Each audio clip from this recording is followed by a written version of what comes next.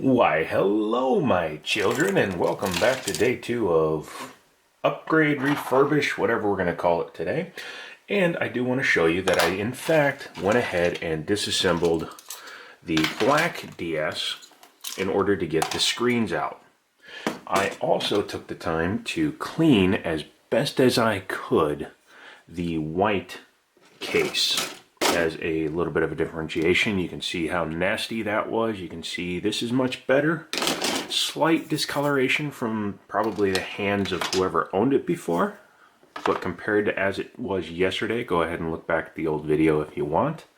You will see this is a tremendously marked improvement. Today we are going to take all the parts, jumble them all up together, because we're going to use some of the black case, we're going to use some of the white parts, we're going to use the screens, and just kind of build our system. Let's start with what I did do. I already installed the screen that was on the black DS Lite into this motherboard. So that motherboard's ready to go. We're going to set that aside for now.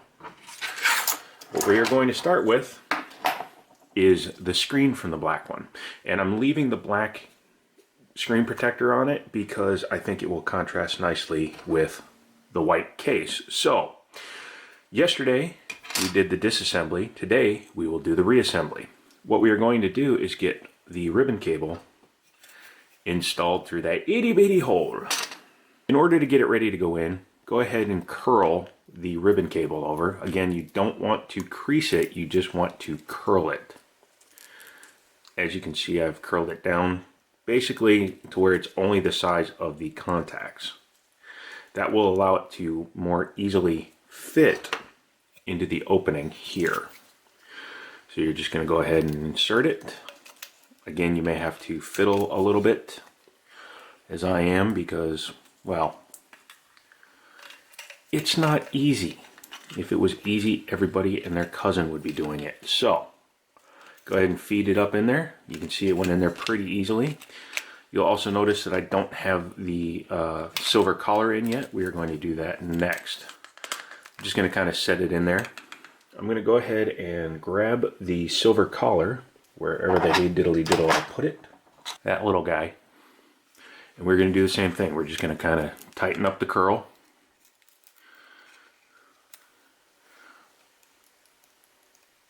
And slide it right over.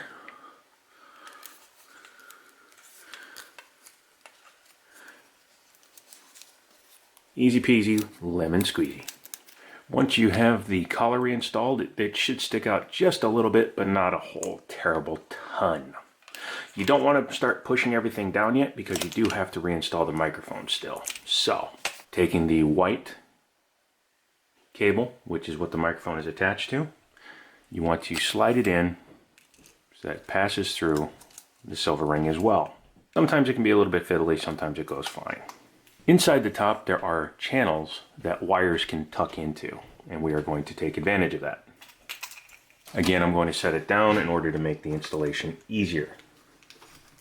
So as you see, the wire is now tucked into the channels, which will allow it to stay out of our way. We are going to install one more part before we flip the screen back over, and that is the wire and the Wi-Fi module. Same thing we did with the first one, just slide it right in through the collar and the ribbon cable, making sure not to damage anything.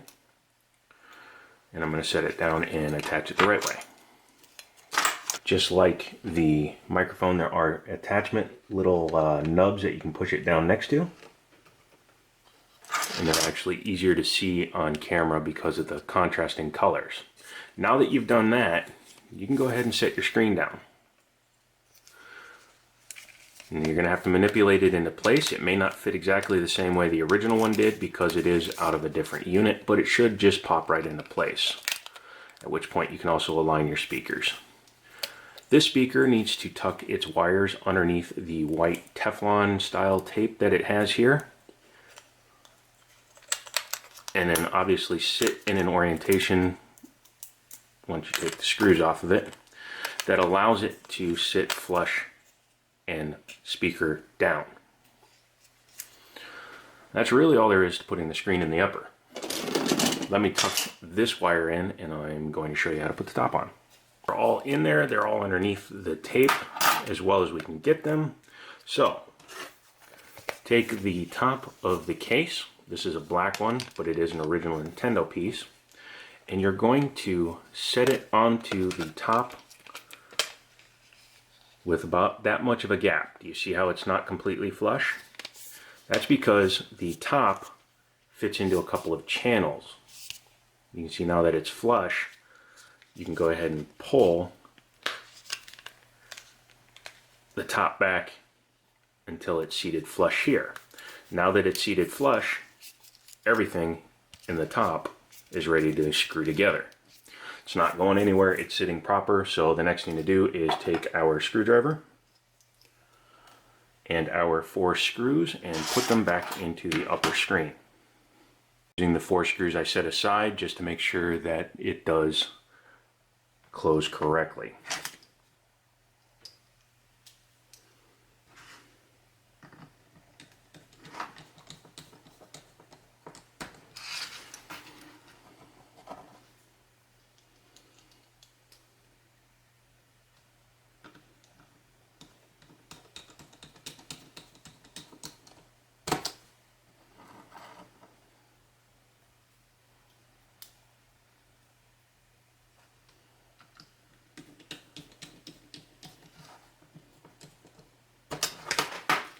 And there you go. The upper screen has been reassembled. I'm going to leave the finishing touches alone until we are ready. So let's go ahead and set that aside. Next thing we need to do is feed the cables and the ribbon cable, the wires and the ribbon cable, into the lower screen attachment. Go ahead and take your 2 wires, send them in through. You can pull it down if you want. As you can see, it lines up pretty good on its own. Calling back to the cut in the lower assembly that is designed to take the screen cable. As you can see, you just push it right through. I'm going to use some tweezers. There we go.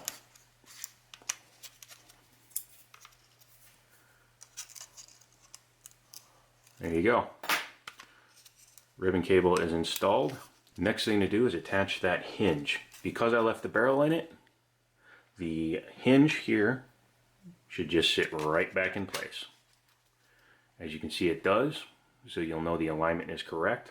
You'll then want to take the 2 longer Phillips screws and put them in through the bottom. With those 2 screws installed, you can test the mechanism, and as you can see, it works fine. It opens to the correct angle. You hear the click when it opens fully. So we can continue. Next thing we need to do is actually put in the buttons. As I said in the last video, I am not using the white buttons. I'm going to be using the black buttons for some good contrasting color. And I'll show you what that looks like when we get to that point, because you aren't going to see it until we put the motherboard in. We're just going to set this one out as a reference for the keys, because sometimes I screw up. One thing of note though, if you look at the edges, you'll see that all the buttons are keyed on the Nintendo branded ones or the Nintendo official buttons, and they will fit into the DS only one way. However, knowing which one goes where helps to start the process. And since I'm not a Nintendo-aholic, I don't know which buttons A, B, X, and Y. One thing I think I'm going to do though, is we're going to go with a 2-tone button arrangement. And I think I will duplicate that look with the start and the select buttons. So, black and white. If the D-pad was 4 separate pieces instead of 1, I would do the same thing to that. Don't forget to reinstall your membranes, otherwise the system will not function correctly. It may turn on, but you won't be able to control anything. Here's a little tip for you guys. Just like anything else, these need to be refurbished as well. Those little pads on the controller, they get dirt buildup and they eventually stop making full contact, and that's when you can get like the half movements and half button presses. All you have to do is take a piece of paper and the D-pad or membrane for the keys, and you just kind of drag it along. And what it does is it takes the top layer off of the carbon here,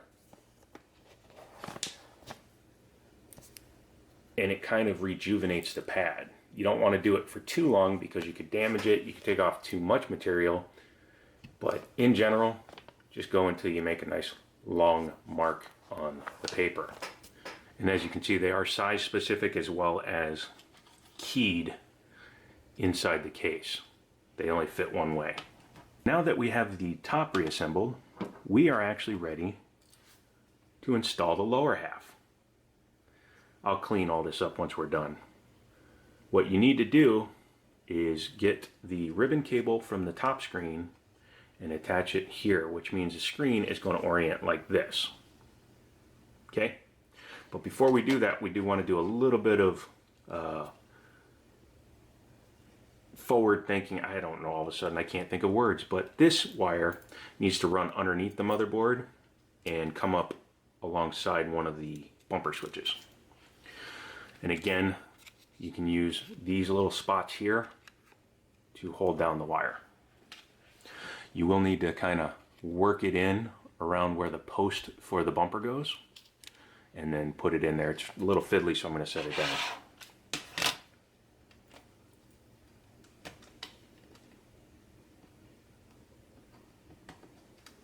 There you go. It's ready to install the motherboard now. You do want to take this end of the wire, kind of leave it out because the motherboard is kind of slotted in between them. So next thing to do is take your bottom screen assembly. Make sure the tab is open here, and it is. Oop. Take your ribbon cable. I like to pull it out a little bit extra and put my thumb on it like that, and insert it right here. Actually, before I do that, I'm going to slide this wire over to this side of it because of the way it comes out. This is fiddly, so I may pull it off camera. I do apologize, I did it off screen because it's quite fiddly to get that on there. Next thing you need to do is lay the screen down, but you have to pay attention to this wire here. You want it to come up basically right where the ribbon for the bottom screen comes up from this side. This is for the actually resistive part of the lower screen that records your taps and tips. So, there you go. What I'm going to do now is I'm going to secure it down with the 2 Phillips screws that hold the motherboard in. Now, with the motherboard secured, you can actually open the system, which I like to do at this point before I go any further. First off, you can see the button combination now. Looks cool. Looks more like a more modern system. But I'll also test and make sure that it has full movement for all the controls. Confirming that everything seems to be clicking correctly. Close the unit, flip it over, and we need to feed this wire underneath the cartridge slot. Actually, what I'm going to do first is attach the microphone. It'll just pop right on, sometimes it won't. This wire, the Wi-Fi cable, I like to straighten it out as much as I can because when you feed it underneath the cartridge slot, you need to kind of sometimes jiggle it around because it won't just go straight through. Sometimes it can, but most of the time you're going to be fighting something. Like right now, there you go. See, it jammed up. So, stuck like that, don't freak out. Just grab something and you can pull up on the cartridge just a little bit, which will give you some extra freedom to get it out. I'm going to do it off camera to make sure I don't screw anything up. Now that the cable's out, we can reorient the end of it and try again. Okay, sorry I had to do it off camera because it just wasn't going through, but now it is. We are good to go. Pull that out, grab your Wi-Fi module. I just find it's easier to attach the wire to the Wi-Fi module before I install it.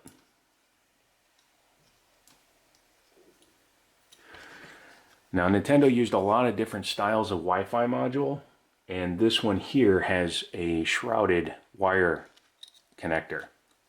They aren't always going to be like that, but in this case it is, and that's annoying. So then you just need to line up the module with the socket and push it on down. Okay, next thing to do is something that you may cringe a little bit at, but it's something I always do Now that you have it reassembled, it's time to test it before we put the bottom on, because this is where all the ribbon cables connect to, so we want to test it. So, open your system up, making sure all the buttons still work. I'm going to go ahead and insert the battery, or at least set the battery in where it's supposed to go, and we're just going to hold it there. You don't have to worry, you're not going to short anything out. And then just go ahead and power it on. We have sound, we have screens, we have touchscreen. So as you can see, we have a working system, so I'm going to go ahead and take the battery out. There's no sense going through the setup process when you're just going to have to redo it anyways. And close it up, flip it over, because now we have to put the bumpers and the back on. It's a pain in the ass to do these because, as you can see, they're very small, and the springs are even smaller. See it right there? And they have a tiny rod. Now it might be very hard to see. Don't know if it's, yeah, it's focusing all right. Do you see how there's one side that's lower on the spring, obviously from the coil? The lower side is the one that's going to sit and engage the motherboard. That little slot there is where the spring sets. So you need to have the lower of the two ends of the coil spring down. And they are side specific, obviously, in order to make it work. The spring sits in the bumper like this, and the metal bar is what it pivots on, and that goes up through here. I need to do it on camera, or in my hand. So that's the completed assembly, and now we have to set it down. You have to be careful because these can very easily pop up. What I do is I will put the base of the spring in the slot, push the retaining bar down, and then slide the bumper over. The factory springs are a little bit weaker than the aftermarket ones, so the bumper will stay on its own. And we simply repeat for the other side. This side is a little more difficult because you do have wires and the Wi-Fi module in the way, but if you just go slowly and take your time, it should work just fine. Same thing, just slide the spring in, flip it over, push the bar down, and voila, Bob's your uncle. Okay, there are two switches, one for the volume and one for the power. I'm going to show you both of those right now. Now these are the power and the volume switches, and the top one, there we go, in the light, you'll see has an arrow, and the bottom one, being the volume, just has like the 3-bar volume control display, whatever you want to call it. Don't get these mixed up. If you get these two mixed up, it won't work. So once you have those installed in the lower, just go ahead and line it up. Now the thing I do is I always turn the volume all the way to the, as on the screen to you, the right, which is all the way down, and of course the power is always going to be down because it is a sprung switch, so when you push it up it turns on the machine but then resets the switch. So on your controls you want them to be correlating, so down and over, so that when we set the base down it's going to interact and key basically to those two spots. And then just test it real quick, make sure that the volume is working and that the on-off switch returns with the spring. I'm going to put a couple of screws in it and then we're going to test it to make sure it's still working. You don't need to put all 7 screws in, I just put in enough to go in the corners and hold the system together so that when we push buttons it doesn't push the base away from the motherboard or the rest of the system. Okay.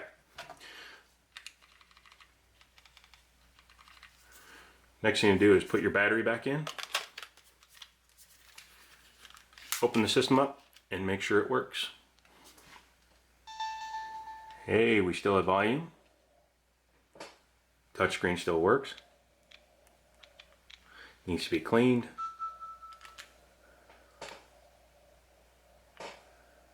I'm just going to zip through this real quick because I want to make sure that the readers are still reading. How's that for special wordaging?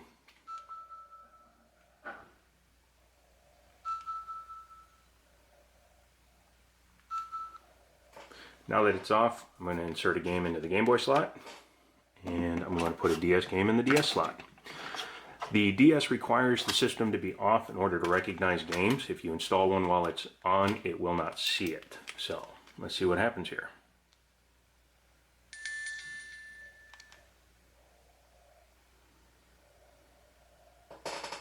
Okay, it's auto playing the DS game, so that's good. Let's go ahead and take that out. I'll have to change that in the settings menus. It's set up to auto play, and the Game Boy game works. Success, guys. Success. Okay, pop the battery back out. We're going to put in the remainder of these screws. The most annoying one to install is the little black one for the game cartridge slot, but it is necessary in order to keep the system water resistant. No such thing as waterproof on these things, but water resistance is all I'm going for. And as you can see, since it's an actual Nintendo product, it's actually going together the way it's supposed to. And install the screws that go underneath the feet. And you're going to take one more and install it in the Phillips spot under the battery compartment.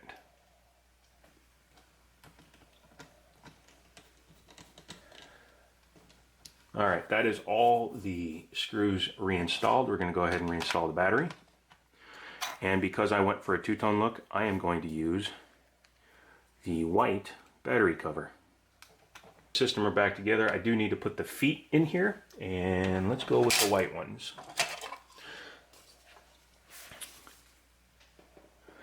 For full disclosure, you see all the extra screws here. Well, I had some issues with upper screens not working correctly, and I damaged 2 cables. So I did have to tear the system apart 2 more times and change out screens.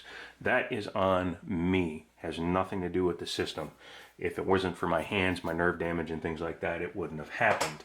And it would have taken me a lot less time to film this. It's actually taken me the better part of 3 days because I keep getting frustrated and coming back to it. Having found the feet, let's go ahead and grab those. Rounded edge on the top of the feet, and those match with the system. Feet, because I wasn't thinking, it doesn't really matter though, it's on the bottom of the system, nobody's going to see that. Thus making it less important to the overall aesthetics. And you just set them down right back in the hole that they came from. They really don't require any force. Just line them up so that they sit flush. And there you're done there. There you're done. And then you're done there. We're done with the bottom of the system now. Let's move on to the top here where the screen is, because obviously we still have the exposed screws, and we're going to be changing that out for black covers. And instead of using the original white squares, we're going to use the black ones from one of the other screens. Believe it or not, the adhesive that was on the square originally will still be more than sufficient to hold it into the system up here. Just make sure to press down nice and firm. Get the square in the square.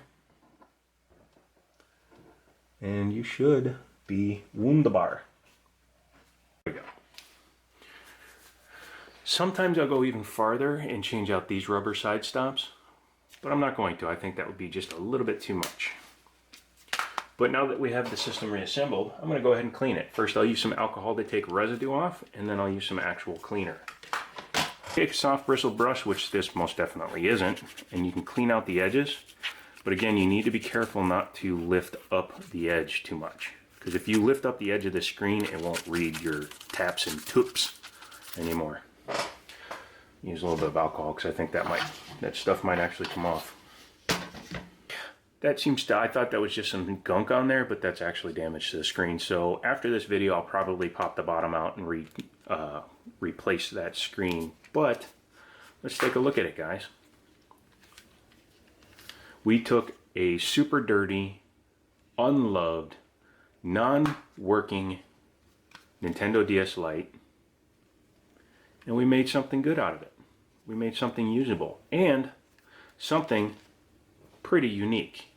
Yeah, they do multi-colors nowadays, but when these bad boys came out, they were pretty much one color with sometimes a different colored top. But none of them had the two-tone button look, the two-tone screens, or the two-tone exterior. As this plays out in the background, I will say thank you very much for watching this video. Hopefully it helped you learn how to disassemble, reassemble, and possibly customize your Nintendo DS Lite. Also, don't forget to subscribe.